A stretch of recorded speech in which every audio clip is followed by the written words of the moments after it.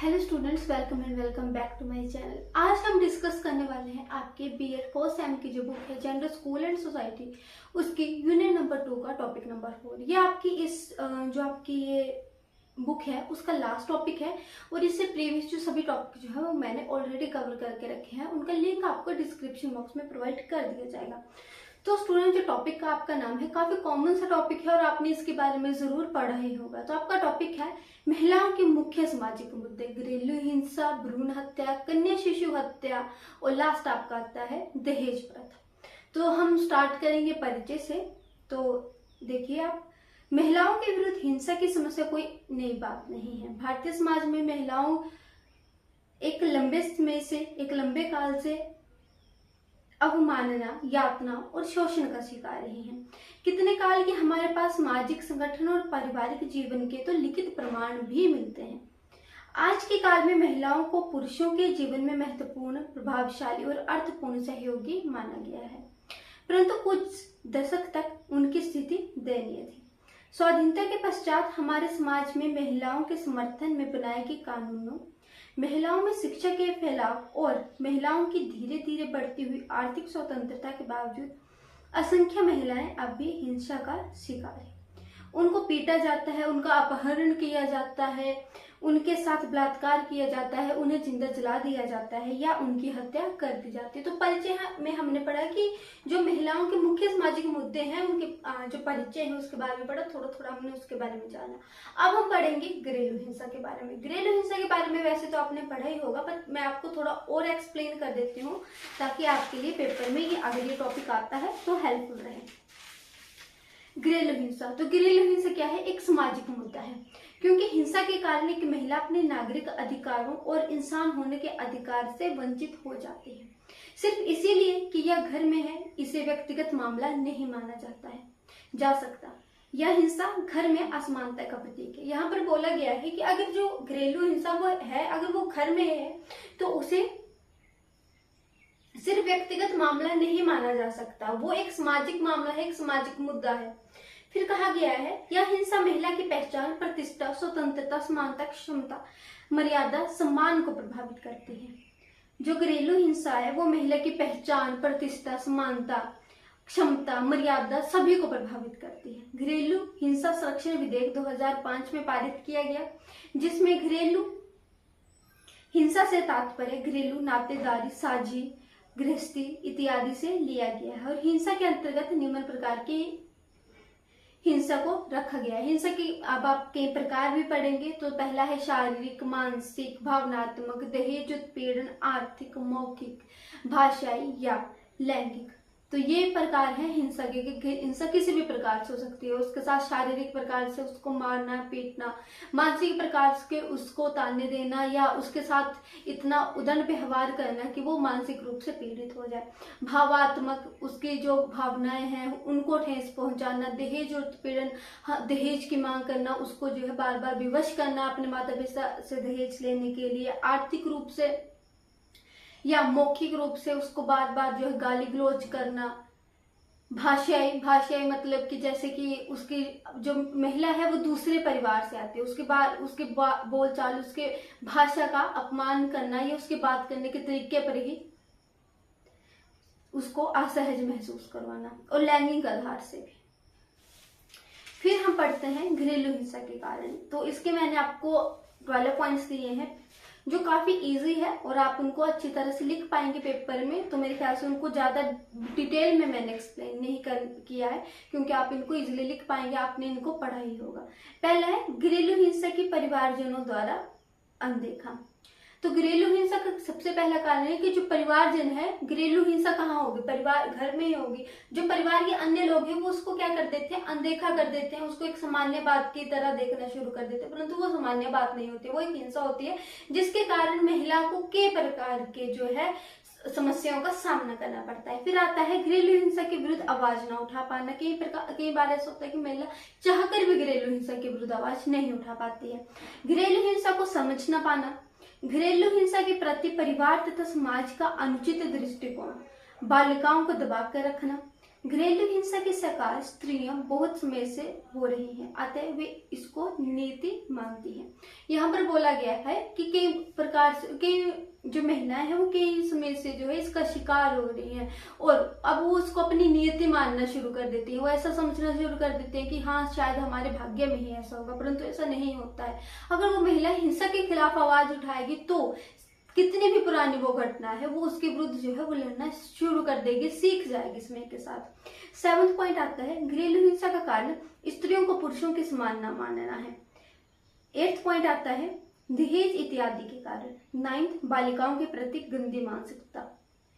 10 घरेलू हिंसा के प्रति आवाज उठाने वालों को हेय की दृष्टि से देखना। कुछ ऐसे लोग होते हैं जो घरेलू हिंसा के विरुद्ध आवाज उठाते हैं, परंतु जो समाज के लोग होते हैं वो उन्हें कैसे देखते हैं, हेय की दृष्टि से देखते हैं, उनको नकारात्मकता देने का प्रयास करते हैं, उनको बताते हैं कि आप ये गलत कर रहे हैं, जबकि वो बिल्कुल ठीक कर रहे होते हैं। महिलाओं की निरक्षरता, जिसके कारण उन्हें कानून की जानकारी नहीं होना। इसका अर्थ है कि महिलाओं को शिक्षित ना होना। अगर महिलाएं शिक्षित नहीं होगी तो उन्हें अपने विरुद्ध जो है अपने विरुद्ध हो रही हिंसा के कारण हिंसा के खिलाफ वो नहीं लड़ पाएंगे और उस हिंसा के खिलाफ लड़ने के लिए उन्हें क्या चाहिए, कानून की समझ होनी चाहिए और कानून की समझ तभी होगी जब कोई व्यक्ति शिक्षित होगा। महिला उत्पीड़न का एक प्रमुख कारण पुरुषों पर महिलाओं की आर्थिक निर्भरता है। तो ये थे घरेलू हिंसा के कारण। अब हम पढ़ेंगे नेक्स्ट समाधान कि कैसे हम घरेलू हिंसा को जो है वो रोक सकते हैं, क्या उपाय कर सकते हैं। पहला है, इसके मैंने आपको 9 पॉइंट बताए हैं। पहला है अपनी रक्षा के लिए बालिकाओं को प्रशिक्षित करना चाहिए। बालिकाओं को यह बताना चाहिए कि वो अपनी रक्षा स्वयं कर सकती है, उन्हें अपनी रक्षा करने के लिए किसी दूसरे व्यक्ति की जो है वो जरूरत नहीं है। घरेलू हिंसा के नियमों का सख्ती से पालन करना। घरेलू हिंसा के मामलों के सामने आने पर घर परिवारजनों तथा समाज को सहयोग देना चाहिए। महिलाओं को जागरूक करके घरेलू 4वां पॉइंट आता है महिलाओं को जागरूक करते। 5 घरेलू हिंसा के प्रति बालिकाओं को प्रारंभ से ही शिक्षा प्रदान की जानी चाहिए। 6 पॉइंट है घरेलू हिंसा की जागरूकता उत्पन्न करने के लिए समाज सेवियों गैर सरकारी संगठनों की मदद लेनी चाहिए। 7वां पॉइंट आता है घरेलू हिंसा के अपराधों में कमी शिक्षा प्रणाली की सशक्त बनाकर की जा सकती है कि केवल शिक्षा ही एक ऐसा माध्यम है जो महिलाओं पर हो रही किसी भी प्रकार की कोई हिंसा है उसको रोक सकता है। बालिकाओं की स्वतंत्रता, समानता और शिक्षा को समुचित व्यवस्था। घरेलू 9वां पॉइंट आता है घरेलू हिंसा के ऊपर तभी लगाम लगा सकते हैं जब ऐसे कृतज्ञों के प्रति लोग जागरूक हो, न्याय मांगे और सरकार पर दबाव डालें। अगर लोग समाज पर दबाव डालेंगे, लोग स्वयं जागरूक होंगे तो ही घरेलू हिंसा को रोका जा सकता है। फिर हम पढ़ेंगे स्टूडेंट्स आपका नेक्स्ट टॉपिक भ्रूण हत्या के बारे में। आपका फर्स्ट टॉपिक था घरेलू हिंसा, नेक्स्ट टॉपिक है आपका भ्रूण हत्या एवं कन्या शिशु हत्या और उससे नेक्स्ट आएगा दहेज प्रथा। तो फर्स्ट हमने स्टेप कर लिया, अब हम दूसरे स्टेप की तरफ चलते हैं। कन्या हत्या एवं कन्या शिशु हत्या, भ्रूण हत्या तथा कन्या शिशु हत्या। भ्रूण हत्या का तात्पर्य है गर्भ से ही कन्या शिशु की गर्भपात करना है। कन्या भ्रूण हत्या समाज के व्यक्तियों द्वारा किया जाने वाला एक ऐसा घिनौना कार्य है जिसके अंतर्गत कुछ कई कारणों की वजह से लड़कों के जन्म को प्राथमिकता हुई। लड़कियों के जन्म पर अवरोध उत्पन्न करके उनको गर्भ में यानी जन्म से पहले ही हत्या कर देना ही गर्भपात होता है। भ्रूण हत्या में इसकी अभी बच्चे ने जन्म भी नहीं लिया है और उसको माँ के गर्भ में ही उसको लिंग की जांच कर उसकी हत्या कर देना घरेलू हिंसा है। और इसका मुख्य कारण क्या होता है? इसका मुख्य कारण होता है माता पिता के लड़कों की चाह करना, लड़कों को प्राथमिकता देना, या पुरुष प्रधान समाज की स्थापना करना। एक शोध के अनुसार भारत में पिछले 10 वर्षों में करीब 1.5 करोड़ लड़कियों को जन्म से पहले ही उनकी हत्या कर दी गई थी। कन्या भ्रूण हत्या किसी भी समाज की पिछड़ी हुई स्थिति को दर्शाता है। यह स्थिति ग्रामीण एवं नगरीय दोनों क्षेत्रों में देखी जा सकती है। इसका मुख्य कारण लोगों की मानसिकता ही है। तो जो कन्या भ्रूण हत्या है वो न केवल आपको ग्रामीण क्षेत्रों में देखेंगे परंतु शहरी क्षेत्रों में भी उसी के ही अनुपात में जो है वो कन्या भ्रूण हत्या जो है देखी जाती है। इसका मुख्य कारण क्या है? लोगों की मानसिकता। कन्या भ्रूण हत्या के कई सामाजिक, धार्मिक, आर्थिक के भावनात्मक कारण होते हैं। इसमें अधिकांश वे परिवार शामिल होते हैं वो जो केवल सिर्फ और सिर्फ लड़के की चाह रखते हैं। अब हम पढ़ेंगे कि भ्रूण हत्या के क्या कारण है, उसके बाद हम कुछ समाधानों के बारे में पढ़ेंगे। तो जो कारण है वो मैंने आपको 8 कारण बताए हैं। माता पिता द्वारा लड़के की चाह रखना। दूसरा है दहेज प्रथा। तीसरा शिक्षा का अभाव। चौथा पॉइंट आपका आता है अधिक लड़कियां उत्पन्न होने का नकारात्मक दृष्टिकोण। और पांचवा सुरक्षा संबंधी चिंता। ये काफी इजी पॉइंट है, आप इनको लिख सकते हैं। अगर मैं एक्सप्लेन करना चाहूँ तो कर दूंगी, आप कमेंट सेक्शन में बता दीजिएगा, मैं एक्सप्लेन भी कर दूंगी नहीं तो नेक्स्ट वीडियो में। 6 पॉइंट आता है लड़कियों के प्रति नकारात्मक दृष्टिकोण। 7 आता है सामाजिक दृष्टिकोण। और 8 आता है प्राचीन कुरीतियां। आपको प्राचीन कुरीतियां से हमारे ऊपर आए। फॉर एग्जाम्पल जो हमारा पहले से ही ऐसी विचारधारा चली आ रही है लोगों की कि जो लड़का है वही वंश को आगे बढ़ा सकता है और केवल लड़का जो है वो ही समाज में जो है एक आर्थिक जीवन का एक स्रोत हो सकता है या पैसा कमाने का एक जो है वो सिर्फ और सिर्फ लड़का ही कमा सकता है। परंतु ये विचारधारा काफी ज्यादा गलत है, तो उनको हम प्राचीन कुरीतियों में शामिल करेंगे। फिर आता है समाधान। समाधान के बारे में अब हम पढ़ेंगे तो ऐसे क्या समाधान है जिनसे जो है हम जो है कन्या भ्रूण हत्या या भ्रूण हत्या को जो है रोक सकते हैं। ऐसे क्या उपाय हैं, तो इसके मैंने आपको 9 पॉइंट बताए हैं।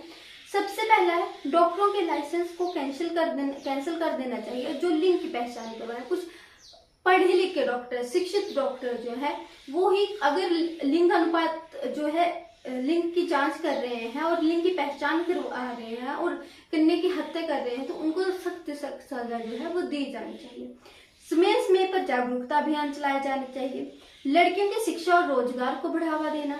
महिलाओं के पिता की संपत्ति में बराबर का हिस्सेदार बनाना चाहिए। 5th पॉइंट आता है समाज का नकारात्मक सोच को दूर करना।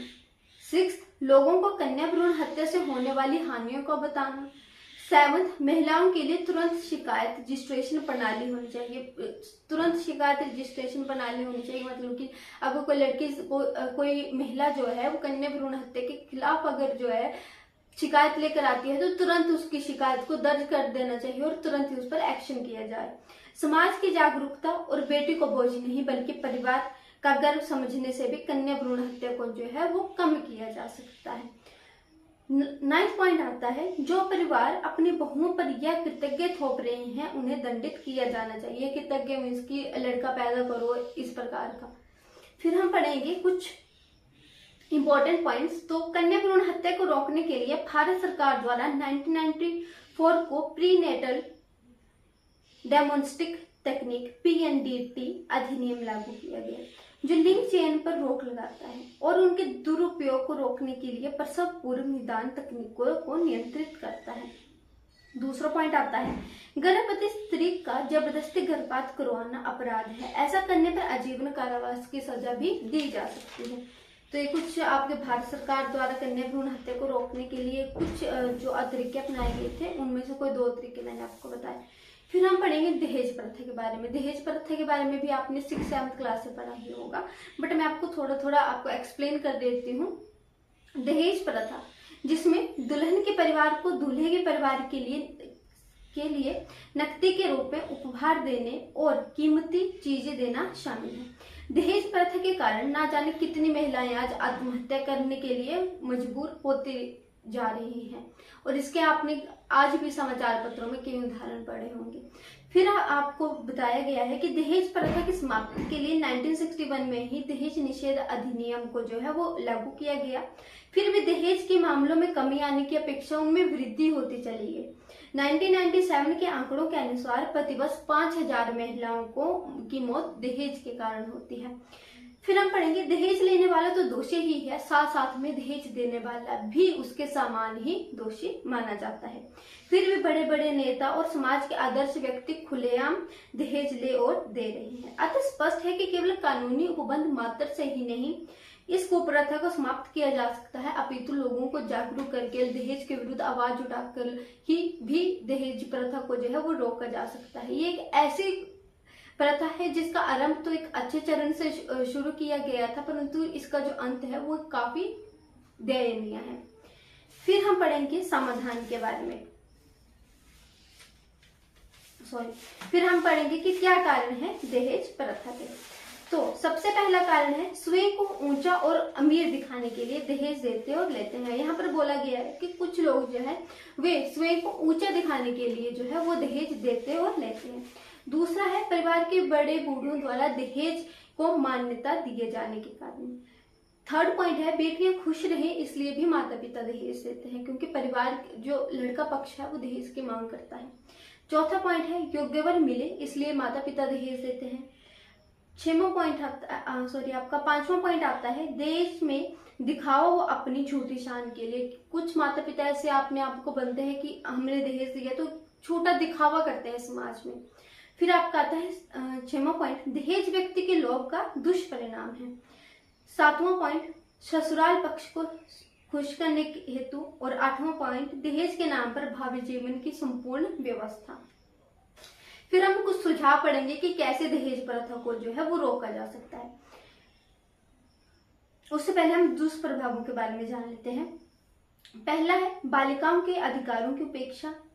दूसरा कि क्या दुष्प्रभाव पड़ते हैं दहेज के एक लड़की के जीवन में या एक समाज पर। तो पहला है बालिकाओं के अधिकारों को उपेक्षा की जाती है। दूसरा शिक्षा की उपेक्षा की जाती है। तीसरा स्त्रियों की प्रतिभा का उपयोग ना हो पाना, क्योंकि माता पिता को ऐसा लगता है कि अगर हम इनकी शिक्षा पर संपूर्ण पैसा खर्च कर देंगे तो दहेज में क्या देंगे।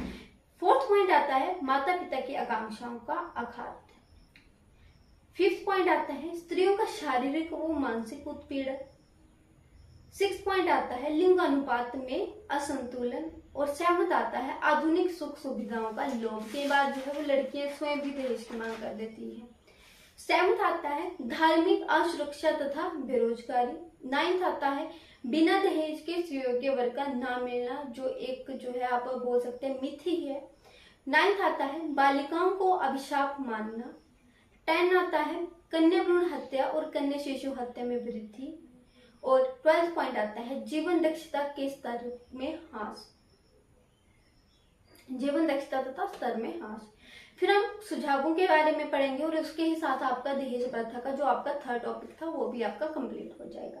तो इसके मैंने आपको 7 पॉइंट बताए हैं। पहला है सामाजिक जागरूकता लाकर शिक्षा का प्रसार कर दहेज लेने व देने वालों को हेय की दृष्टि से देखा जाना चाहिए। फोर्थ आता है बालिकाओं को दहेज की उपेक्षा शिक्षा का दान देने पर बल देना। फिफ्थ आता है पाठ्यक्रम में इन विषयों को भी सम्मिलित करके व्यापक दृष्टिकोण का प्रभावित करना, ये व्यापक दृष्टिकोण का विकास करना। सेवंथ आता है आज समाज के प्रत्येक व्यक्ति को पहल करनी होगी कि दहेज ना लेंगे और ना ही देंगे। सेवंथ आता है समाज में स्त्रियों के आर्थिक हितों को संरक्षण करना। और 8 पॉइंट आता है लड़कियों को अपने विवाह के समय या लड़कों को अपने विवाह के समय दहेज को बहिष्कार कर देना चाहिए। तो ये था आपका जेंडर स्कूल एंड सोसाइटी का यूनिट नंबर 2 का टॉपिक नंबर 4। और उसी के साथ में मैंने आपकी ये वाली बुक कवर कर दी है। आपको इस बुक से रिलेटेड सभी टॉपिक जो है वो मेरे यूट्यूब चैनल पर मिल जाएंगे। तो आपका ये टॉपिक था महिलाओं के मुख्य सामाजिक मुद्दे। सबसे पहले हमने घरेलू हिंसा के बारे में पढ़ा, उसके कारण पढ़े कि क्या कारण थे और सुझावों के बारे में पढ़ा। फिर हमने भ्रूण हत्या के बारे में पढ़ा कि उसके क्या कारण थे तथा उसके क्या सुझाव है। फिर हमने पढ़ा दहेज प्रथा के बारे में, तो दहेज प्रथा के बारे में पढ़ा। फिर हमने कारण को पढ़ा, फिर हमने दुष्परिणामों को पढ़ा और लास्ट में हमने सुझावों को पढ़ा। तो ये था आपका टॉपिक और उसको आज हमने कंप्लीट कवर कर लिया। अगर आपके लिए मेरी वीडियो हेल्पफुल रही होगी तो वीडियो को लाइक कीजिएगा, चैनल को सब्सक्राइब कीजिएगा और अपने फ्रेंड के साथ शेयर करना ना भूलें। Thank you for watching students.